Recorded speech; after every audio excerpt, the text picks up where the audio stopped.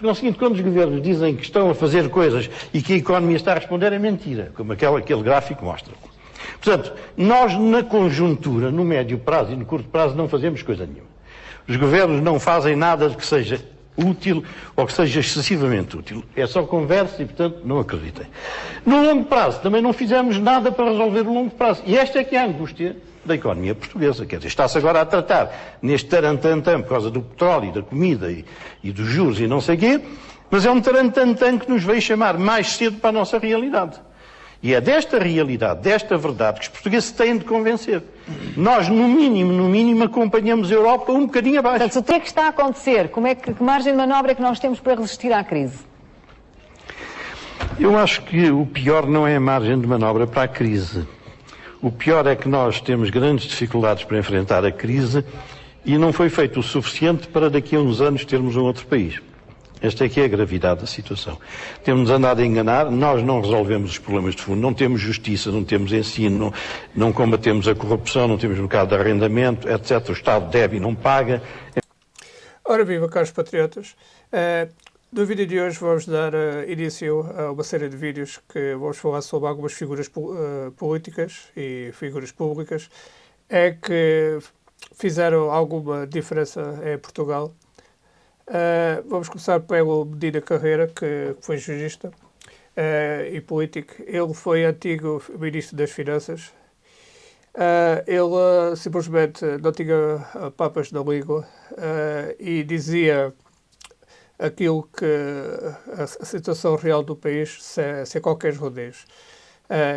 Se nós tivéssemos tido mais personagens assim, que falam daquilo que se passa do país, como o André Ventura, por exemplo, que mostra a realidade do país, mostra o porquê que a gente precisa do Presidente da República com o orçamento que ele tem, que anda por aí a passear, a queimar o nosso dinheiro e não faz rigorosamente nada por Portugal, e porque que os antigos presidentes continuam a receber reformas e ajudas de custo e tudo e mais alguma coisa. Porquê? Porquê que isso acontece? Porquê que existem estes observatórios e todo o lixo que está a ser queimado? Portanto, hoje vamos dar início então a essa série de entrevistas, de comentários, e vamos começar pelo Medina Carreira. Aqui deixo-vos agora então a entrevista na sua totalidade, depois nós vamos voltar a falar, e deixem então os vossos comentários, façam a vossa partilha, para que a gente consiga chegar a mais pessoas e as pessoas comecem a despertar para o problema que esta malta que está a causar a Portugal há mais de 50 anos, e é por isso que a gente não passa disto. Portugal não é um país pobre, nós produzimos bastante. O problema é que nos é cortado todas as hipóteses que nós temos de fazer seja o que for.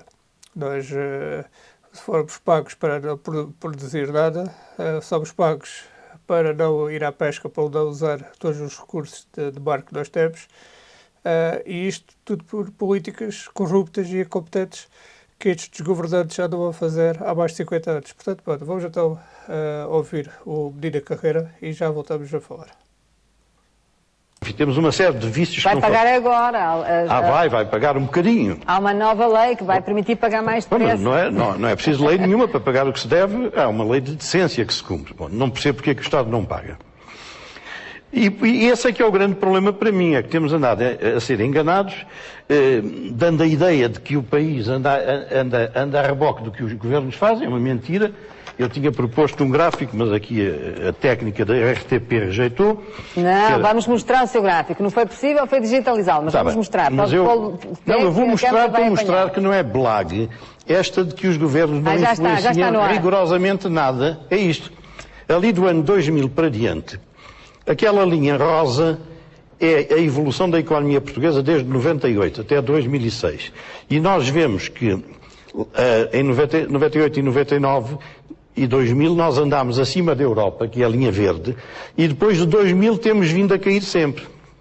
Aquela linha rosa lá em cima Foi assim, não foi por virtude nossa. Como os juros baixaram, o pessoal começou a consumir e, portanto, o produto... E agora estamos a pagar os excessos daquele tempo. Nogueira Leite, acho que era secretário de Estado naquele tempo. Você foi, não foi? Foi. Ele foi que sabia do problema. Então está aqui uma testemunha ocular. E desde 2000 não é por defeito dos governos.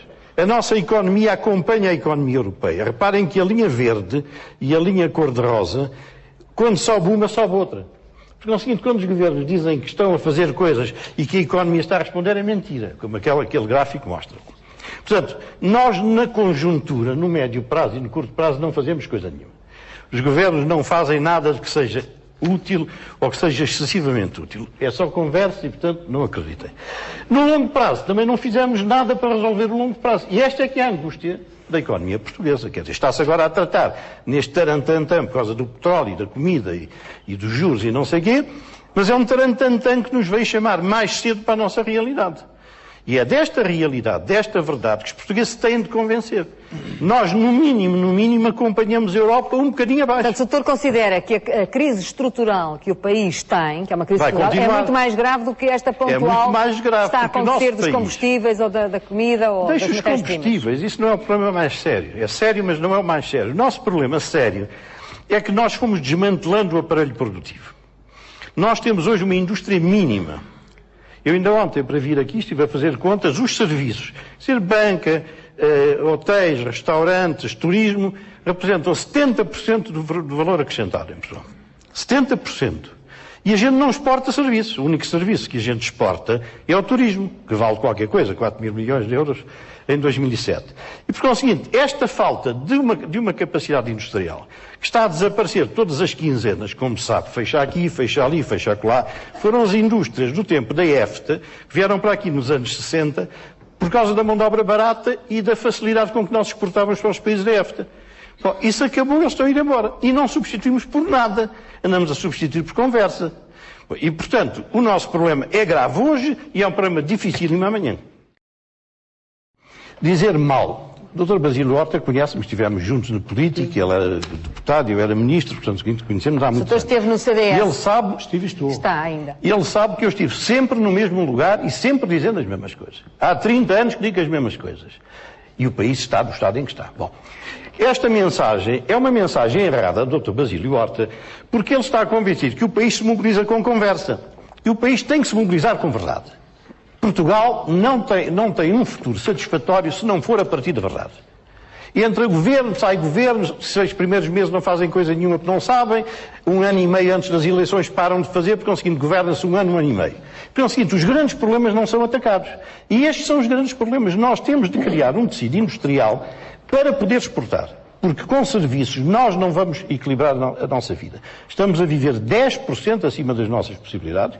O ano passado o déficit externo na balança corrente foi 16 mil milhões. Andamos satisfeitos porque a Europa nos manda 21 em 7 anos. Nós em 16, num ano, ficamos endividados em mais 16. Então isto não é vida. E não é vida e qualquer economista que eu não sou... Sobre o investimento estrangeiro, doutor, as informações que o Dr. Basílio Horta Eu não conheço aqui, a matéria, não tenho os números que o Dr. Basílio Horta tem, porque ao seguinte não vou contestar coisa nenhuma, porque não é meu hábito nem dizer mal nem mentir. Segunda coisa que eu queria dizer ao Dr. Basílio Horta é que eu não sou candidato a nada, já não sou candidato a nada, e porque ao seguinte não quero ser popular. Eu não quero enganar esta assistência. Quer dizer, popular é a última coisa que pode pensar que eu quero ser. É o seguinte, nem digo mal por prazer, nem quero ser popularucho porque não depende do aparelho político. E gostava de mostrar aqui, com o auxílio das câmaras, isto é a economia portuguesa durante 40 anos. Esta é a economia portuguesa. Dos anos 60, nos anos 70, nos anos 80, nos anos 90 e nos anos 2000. É esta coisinha que estão aqui a ver. Portanto, se estão satisfeitos, o Dr. Basílio Horta está satisfeito, eu dou-lhes os parabéns. Mas eu dir-lhes a minha verdade. E quem não quiser ouvir, não me ouve. O problema é um problema de desigualdades sociais profundas. Isso é verdade. Estamos de acordo. O que me choca mais, Dr. Medina Carreira, o que me choca mais é uma desigualdade crescente entre uma classe média e Com certeza. Mas isso, bom, hoje está falsificado. Doutor, pode ir...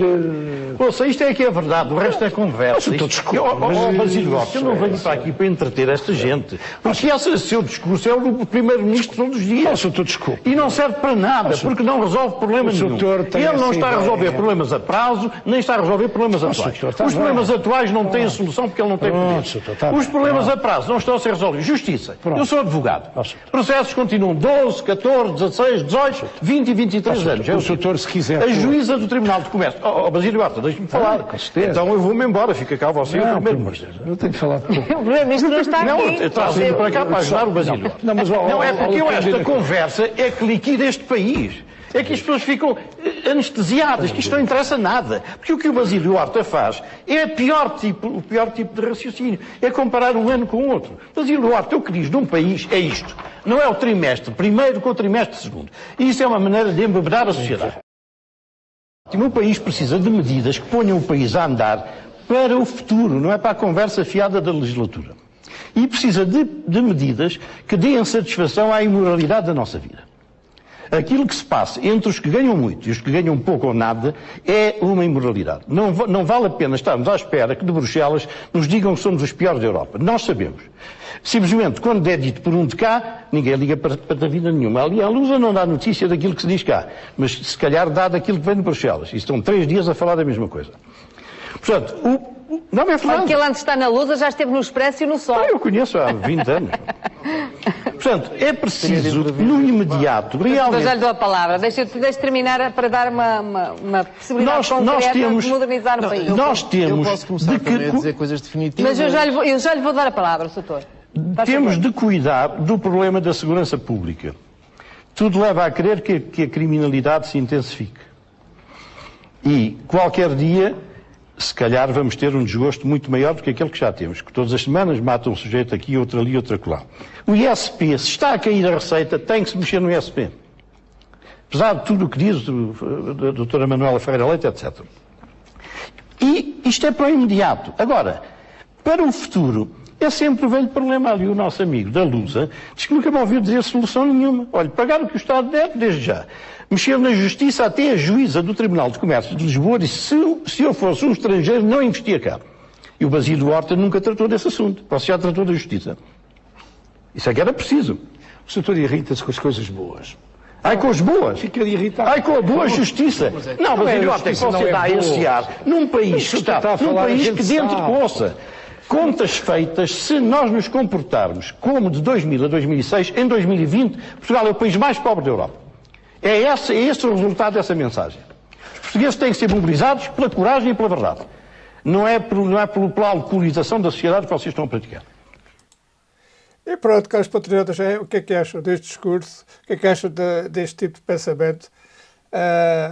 Se isto fosse gravado nos dias de hoje, era tal e qual com a nossa realidade. Portanto, é para ver, nós temos um país estagnado há 50 anos.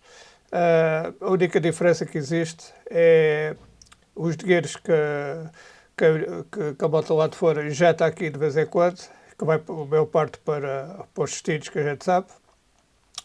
E é isto que a gente é isto que Portugal está transformado neste país espetacular, é que temos esta malta a nos desgovernar há 50 anos e depois, quando são confrontados com a realidade, simplesmente tentam a desconversar ao máximo, que era como este ilustre senhor estava a fazer.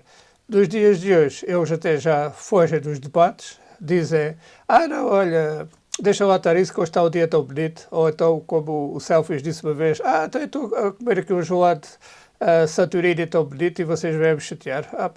Não se preocupem com nada, que o interessa é o gelado que eu estou a comer. E é assim que estes políticos tratam as pessoas, como burrigas, e é esquecerem, ou vejam o sol que nós temos, e é isso que interessa. É o sol, é a bola, e é assim que esta malta nos trata, como outros amigos.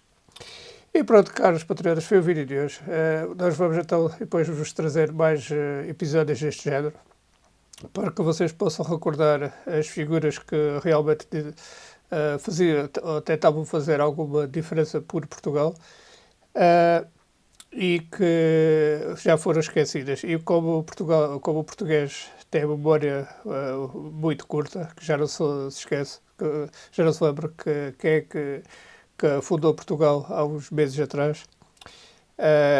Portanto, nós vamos fazer a questão de relembrar às pessoas quem é que fez alguma coisa por Portugal e quem é que continuou deste atraso.